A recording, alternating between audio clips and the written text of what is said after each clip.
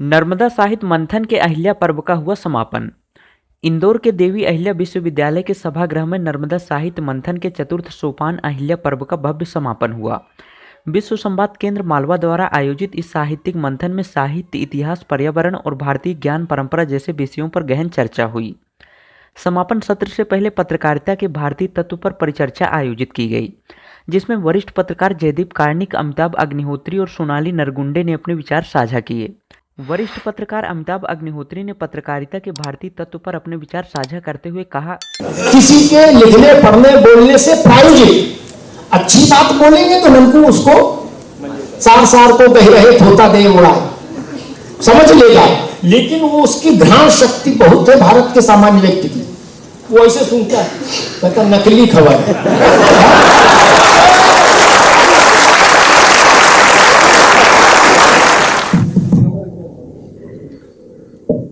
पहले तो मुझे लगता है कि निष्पक्ष कुछ भी नहीं होता इस धरती पर, पत्रकारिता भी नहीं हो सकती। हम सरकारों के मामले में निष्पक्ष हो सकते हैं, नेताओं के मामले में निष्पक्ष हो सकते हैं कि कांग्रेस दिग्विजय सिंह है कि विजयवर्गीय है, इसमें निष्पक्ष हो जाए, सही जो सही काम करेगा उसको सही कहें, गलत करेगा गलत। लेकिन हम भारत के पक्ष में खड़े, हम भारत के आत्म तत्व के पक्ष में खड़े हैं, इसलिए हम निष्पक्ष हैं। हम भारत माता के पक्ष में खड़े हैं, इसलिए हम निष्पक्ष हैं। एक व्यवहारिक उदाहरण देता हूं, भारत और पाकिस्तान युद्ध हो जाए और आप मुझसे कहें कि भाई आप निष्पक्ष पत्रकारिता नहीं कर रहे, तो आई एम सॉरी, हम भारत के पक्ष में खड़े हैं। हम कांग्रेस, भाजपा, सपा, बसपा, फलाना ढिकाना इसमें पारदर्शी रहेंगे, निष्पक्ष रहेंगे, तटस्थ रहेंगे। कबीरा खड़ा बाजार में सबकी मांगे थे, ना काऊ से दोस्ती ना काऊ से बैर। ये भारत के बाद के लिए लागू है, भारत के लिए नहीं। राम, कृष्ण और शिव, लोहिया ने कहा कि भारत को इन तीन को समझे बिना आप नहीं समझ सकते। तो ये तीन भारत का आत्म तत्व का एक वो है, स्वरूप है, राम, कृष्ण और शिव। उसके बाद जितने भी धर्म आए भारत में, कुछ भारत में ही जन्मे, कुछ बाहर से आए, क्रिश्चियनिटी और इस्लाम बाहर से आए, कुछ भारत में भी जन्मे, बौद्ध, जैन, बाद में खालसा। लेकिन भारत का आत्म तत्व वही रहेगा, शिव, राम और कृष्ण। बाकी सबके लिए दरवाजा खुला, लेकिन एक मूल तत्व भारत का सनातन है। तो सनातन के प्रति आप निरपेक्ष नहीं हो सकते और होना भी नहीं चाहिए।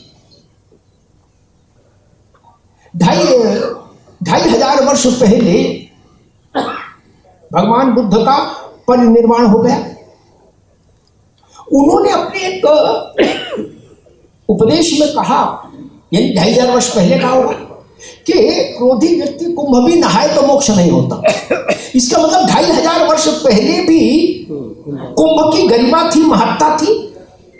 2500 वर्ष पहले जब दुनिया के दो प्रमुख धर्मों का जन्म भी नहीं हुआ हो, सोचिए, तब भी कुंभ था। तो वो भारत का आत्म तत्व का हिस्सा हो, भारत के मूल तत्व का हिस्सा हो। तो पत्रकारिता को आपको अगर ये चाहे कि हम भारत की आलोचना में शामिल हो जाएं, तो वो पत्रकारिता भारत के आत्म तत्व के विरुद्ध हो जाएगी। जो लोग कह रहे गोदी मीडिया, वो भी ठीक कह रहे, हम भारत माता की गोद में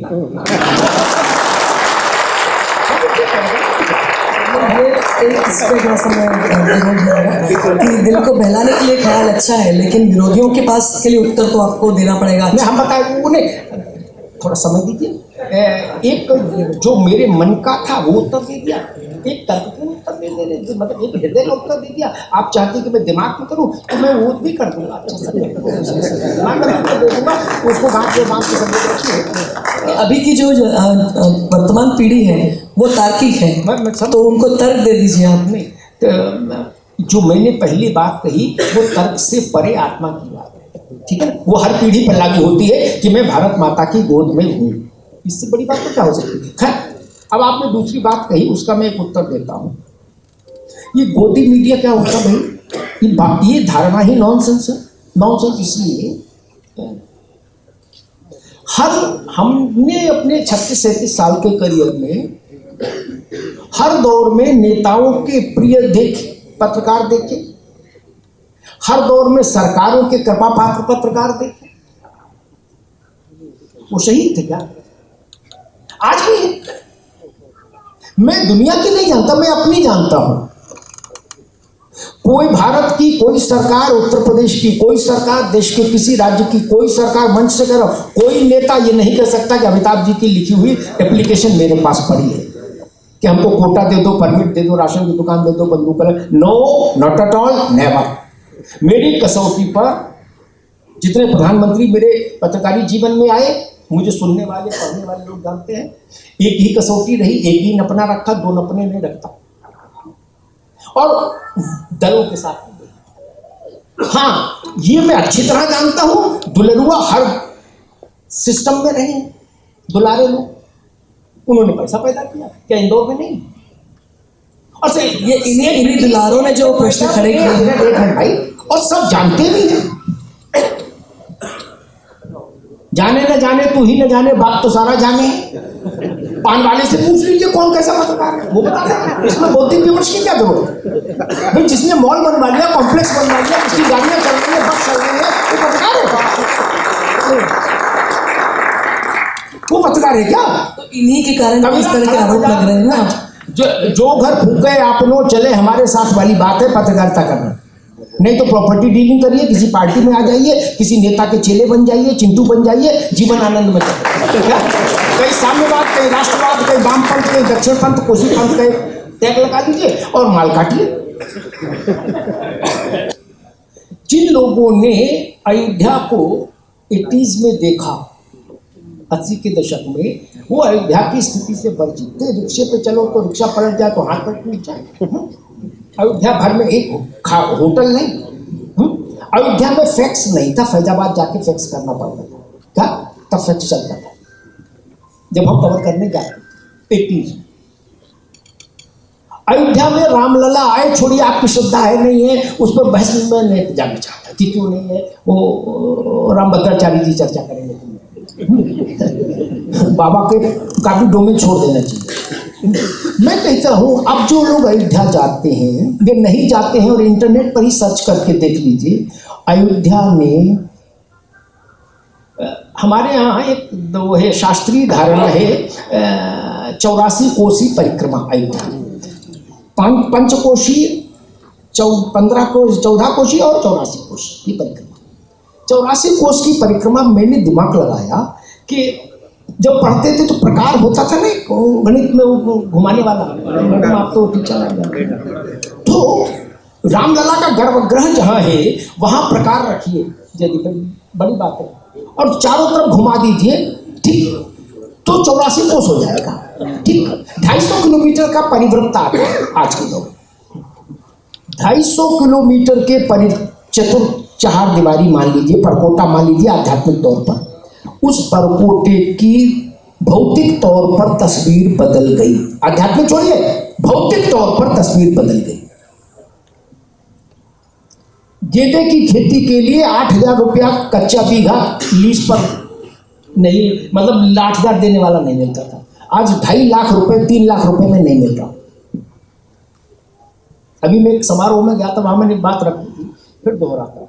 हनुमानगढ़ी पर जो गुप्ता जी प्रसाद बेचते हैं, वो कहते हैं कि पहले हनुमानगढ़ी वही थी, पहले 5 किलो देसी घी का लड्डू बेचना, जिस दिन बिक जाता था उस दिन जाके हनुमान जी को प्रसाद चढ़ाते थे। क्या आज भी कह रहे 200 किलो 300 किलो भी भाई साहब कम है, उतना बनाई नहीं। दुनिया का कोई होटल नहीं जो वहां नहीं आया, और होटल कोई लाया हो बच्चे तो वहां जो काम कर रहे हैं नई पीढ़ी के, तो हमारे यहाँ के हैं, गोंडा के, सुल्तानपुर के, अयोध्या के, फैजाबाद के, वहीं के हैं ना। अयोध्या और काशी और मथुरा, 3 स्थानों को याद करिए, अयोध्या, मथुरा और काशी। इन तीनों स्थानों में पिछले 1 वर्ष में 30 करोड़ के आसपास लोग गए। कितने? 30 करोड़। पहले तो इस नंबर को सोचिए, यानी अमेरिका से इतना सा कम, 33 करोड़ शायद अमेरिका है, 30 करोड़ हमारे यहाँ अयोध्या, मथुरा और काशी हुआ है। एक सामान्य धारणा आंकड़ों का और सबका, जयदीप जी के पास बड़ा अनुभव है, मैं तो उथली उसके आधार पर एक बात कहता हूँ। बीएचयू में एक आकलन कराया वहाँ के कॉमर्स डिपार्टमेंट ने कि भाई ये जो रिलीजियस टूरिज्म है इसका फाइनेंशियल पक्ष क्या है, तो बात निकल कर आई, घर से घर तक आदमी 3,000 रुपया न्यूनतम खर्च करता है।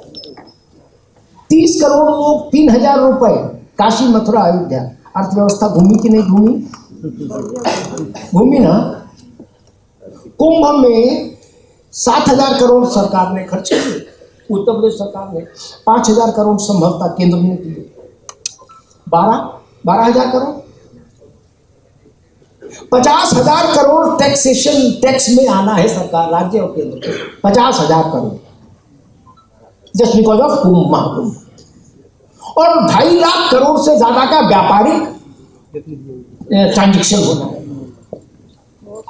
2.5 लाख करोड़, छोटी छोटी घटना है, उसकी चर्चा नहीं है।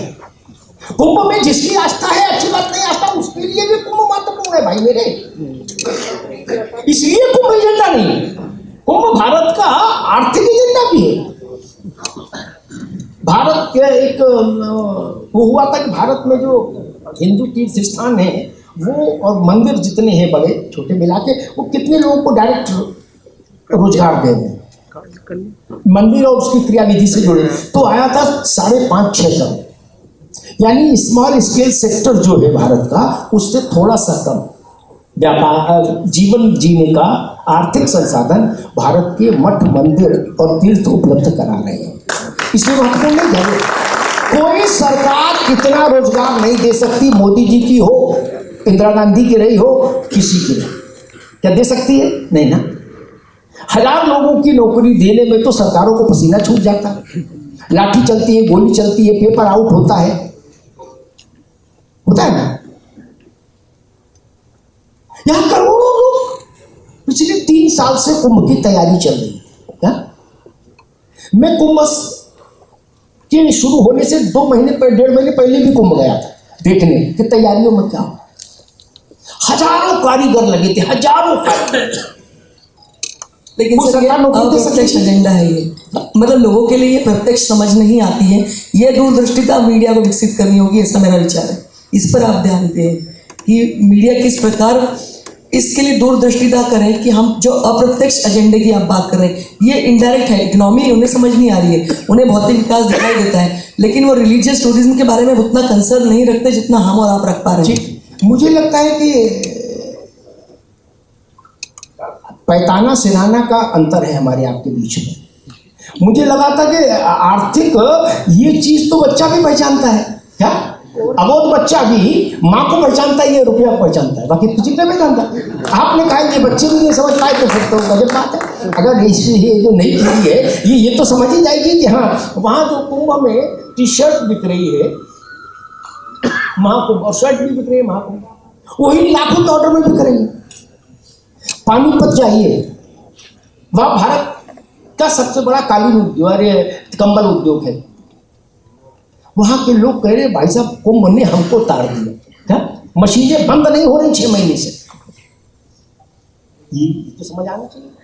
अब दूसरी बात तो हम लोग असल में क्या है कि अपनी अपने मन से धारणाएं बना लेते हैं और जमीन पर जाके उनका सत्यापन नहीं करते कि मेरे मन ने जो सोचा वो सत्य है या सत्य नहीं। ये आप सत्य पे लाए हैं, इसी पे फिर से आते हैं और भारतीयता के ये वाले तत्वों पे बात कर लें आप। काशी जाइए गंगा आरती पर, आज से 10-15 साल पहले काशी का मतलब होता था बड़े बूढ़े घर से उबे हुए लोग। क्या या तो खुद चले जाते थे, घर वाले छोड़ाते थे, तो वहीं रहो। मैं चुनौती देता हूँ, जाइए काशी गंगा आरती पर, यदि गंगा आरती में जाइए, जितना नई पीढ़ी का बच्चा मिलेगा वहां उतना पुरानी पीढ़ी का। ये भारत का बता दिखेगा। बाकी बिहारी चाहिए, स्कैनिंग करा लीजिए, जो लोग आ रहे हैं उनमें नई पीढ़ी के कितने, पुरानी पीढ़ी के कितने। कुंभ में स्कैनिंग करा लीजिए, अयोध्या में स्कैनिंग करा लीजिए, 15 लाख 20 लाख लोग रोज जा रहे हैं अयोध्या में। स्कैनिंग करा लीजिए पीढ़ी के हिसाब से, उम्र के हिसाब से कि किस उम्र के लोग सबसे ज्यादा। अब वो दृश्य नहीं है कि जो बड़ा बूढ़ा है वो मंदिर ही चला गया। हाँ? अब 20 साल का, 25 साल का, 30 साल का नौजवान मंदिर जा रहा है। ये भारत का जागृति काल है। देवोत्थान एकादशी तो एक दिन होती है, तो देवोत्थान ये भारत का देवोत्थान काल है। ये पूरा काल है जिसमें भारत के देव जागृत है। और ये देव जागृति का काल हमको, हमसे पहले की पीढ़ी को और हमारे बाद की पीढ़ी को एक साथ संस्पर्श कर रहा है, एक साथ छू कर प्रभावित कर रहा है। पत्रकारिता जो भी लोग कर रहे हैं वो पहले तो हर दिन इम्तिहान देते थे, क्या अब हर पल इम्तिहान देते हैं। मेरा इम्तिहान ही नहीं है कि मोहन यादव को अच्छा लगा कि खराब लगा, दिग्विजय सिंह को अच्छा लगा कि खराब लगा, कमलनाथ खुश है कि नाराज है, सुरेश पचौरी क्या कह रहे हैं, ये मेरा इम्तिहान नहीं। जनता क्या कह रही, नेता तो 5 साल में जाता है जनता की अदालत में, हम तो हर क्षण है, हर बुलेटिन से जनता की अदालत में खड़े और 1 मिनट में खारिज करके बता देती। कोई जबरन किसी को कुछ नहीं पढ़ा दिखा सकता है, जान लीजिए। इसलिए ये दिमाग से बिल्कुल खारिज कर दीजिए कि फलाने ने फलानी चीज को प्रभावित कर दिया। एक और प्रैक्टिकल बात कहता हूं, कबीर ने कहा कि तू कहता है कागज लेखी, मैं कहता हूं आंखन देखी। मैं तो कबीरपंथी हूं, आंखन देखी इतनी बात कहूंगा। गूगल में क्या है वो मेरी जानकारी में भी कम है और मैं उसको उद्धृत भी नहीं करता। आप एक बात जान लीजिए, कहा जाता है कि सरकार के पक्ष में या फला के पक्ष में, फला के विपक्ष में। मैडम आप भी बच्चों को बताएंगे आगे तो ठीक है। मुझे बता दीजिए कोई सरकार ऐसी है, कोई नेहरू जी से लेके मोदी तक और मध्य प्रदेश के पहले मुख्यमंत्री से लेके मोहन यादव तक, कोई सरकार ऐसी है जिसने 10-20-50 अपने चेले पत्रकारिता में न रखे हो और उनसे अपने पक्ष में न लिखवाया हो कि मैं ही महामानव, मैं ही आगमानव, मेरी जगह कार्य क्यों है।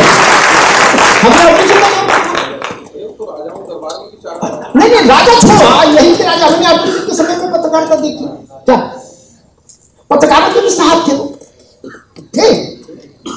उनका कुशल चिंतन उठाते थे, पत्रकार उनका उठाते थे। लेकिन अगर लिखने पढ़ने दिखाने भर से सरकारें अमरत्व को प्राप्त हो जाती तो जवाहरलाल जी नहीं जाते, इंदिरा जी नहीं जाती, अर्जुन सिंह नहीं जाते, शिवजी राजा नहीं जाते, मोहन यादव नहीं आते ना। इसका मतलब ननकू के दिमाग पर आप बहुत असर नहीं डाल रहे। चाटुकारिता में, भय में, लालच में जो भी लिखा पढ़ा दिखाया जा रहा है, आइदर ऑन टीवी और अखबार और डिजिटल, वो भारत के सामान्य जन की आत्मा को प्रभावित नहीं कर रहा। करता होता तो एक ही शासक हमेशा चुन के आता। हर सरकार भरपूर विज्ञापन देती है ना, और चुनाव का वर्ष होता है तो हजारों करोड़ विज्ञापन में आते हैं। फिर विज्ञापन देने वाली सरकार चली कैसे जाती है अगर विज्ञापन से ही सबको छोड़ना हो कि भाई नई दुनिया ने ये छाप दिया इसलिए देखिए सरकार वापस आ गई। ये गलत है। नई दुनिया तो हो सकती है, देश को तो नहीं, देश को तो नहीं है। कोई ये गलत फहमी निकाली। सिर्फ भारत भाग्य विधाता जो कहा गुरुदेव ने, तो भारत का भाग्य विधाता ननकू ही है, ये बिल्कुल मान लीजिए। ठीक, किसी के लिखने पढ़ने बोलने से प्रायोजित अच्छी बात बोलेंगे तो ननकू उसको सार को बह रहे होता दे उड़ाए समझ लेगा, लेकिन वो उसकी घ्राण शक्ति बहुत है भारत के सामान्य व्यक्ति की। वो ऐसे सुनता है, कहता नकली खबर है।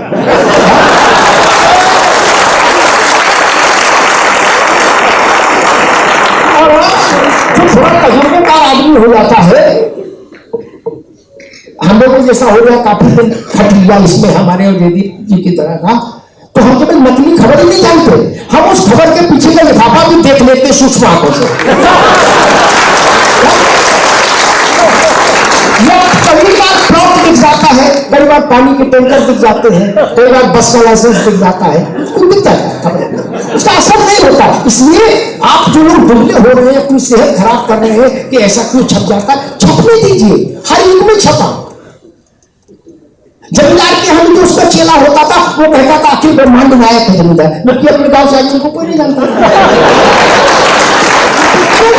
को भी 4 रुपए चाहिए अपना खर्चे के लिए, दूध पीने के लिए नहीं, आप क्यों ले रहे थे? केवल और केवल निर्णय भारत का सामान्य व्यक्ति करता है। मुझे एक प्रसंग याद आता है, जयप्रकाश जी ने एक बार इंदिरा गांधी को उनके भाषण के ऊपर टिप्पणी करके एक चिट्ठी लिखी थी, और उन्होंने कहा था कि इंदिरा जी, भारत का उस समय, अब तो खैर बहुत शिक्षित हो गया, तब शैक्षिक स्तर बहुत कम था भारत का, उन्होंने कहा भारत का व्यक्ति शिक्षित नहीं हो सकता, स्कूली शिक्षा उसको ना मिली हो ये तो संभव है, लेकिन उसका विवेक जागृत रहता है। भारत का विवेक हमेशा जागृत रहता है।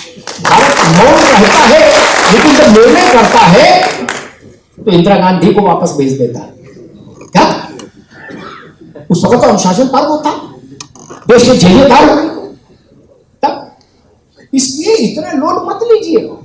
और एक बात अच्छी थी जो जयदीप जी ने कही, आपको जिस टकसाल से जूनियर इंजीनियर बिजली का मिल रहा है, पीडब्ल्यूडी का, पार्षद मिल रहा है, एमएलए मिल रहा है, भाभी वर्तमान भूतपूर्व है, मास्टर मिल रहा है, सिपाही पीआई मिल रहा है, उसी में टकसाल से पत्रकार आ रहा है, पत्रकार के लिए दूसरी टकसाल नहीं, तब उसी में अच्छी तरह सब आएंगे मित्र।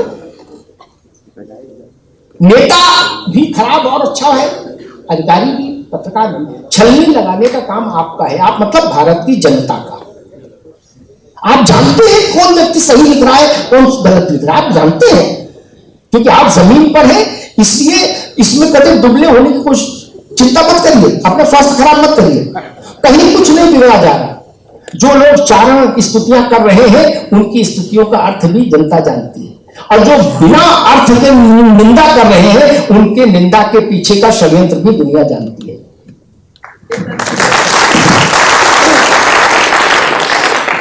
अखबार अगर बिक रहा है, इसका मतलब जनता पढ़ रही है। टीवी देख रहे हैं, हमारा शो अगर उस पर 5 लाख 10 लाख 20 लाख व्यूज आ रहे हैं, इसका मतलब जनता देख रही है। कोई जबरिया नहीं दिखा सकता मेरे भाई। और एक बात कह दूं, मैं तो प्रैक्टिकल आदमी हूं, इसीलिए बुरा भला भी हो जाता है, कई बार लोगों को थोड़ा अच्छा लगता है, कई बार खराब भी लगता है। जिन नेताओं में, यदि एक नई बढ़िया बात है, आपके भी काम आएगी डिजिटल। जिन नेताओं को पहले जब वो बोलने आते थे, उनको कॉन्क्रीट लाइव व्यूज, ये जयदीप जी बेहतर बता देंगे बाद में कि कॉन्क्रीट लाइव व्यूज क्या होता है। जब कॉन्क्रीट लाइव व्यूज जिनके 20,000 25,000 आते थे, वो नेता उन्हीं पदों पर है, लेकिन अब 5,000 क्रॉस नहीं हो रहे, 5,000 क्रॉस। चेले भी उतने उतने ही है, चेले भी कहीं नहीं गए, पेट अनपेट चेले उतने ही है, फिर क्यों नहीं व्यूज बढ़ रहे हैं? बोलो सियावर रामचंद्र की। ये जनता की ताकत है। नाम नहीं लूंगा, नाम नहीं ले सकता था, लेकिन यहां मंच पर नाम लेना ठीक नहीं क्या, बड़े लोग हैं, इसलिए ये भ्रम निकाल लीजिए। और दूसरी बात, कॉमर्शलाइजेशन की बात आई, ये बात बहुत आती है।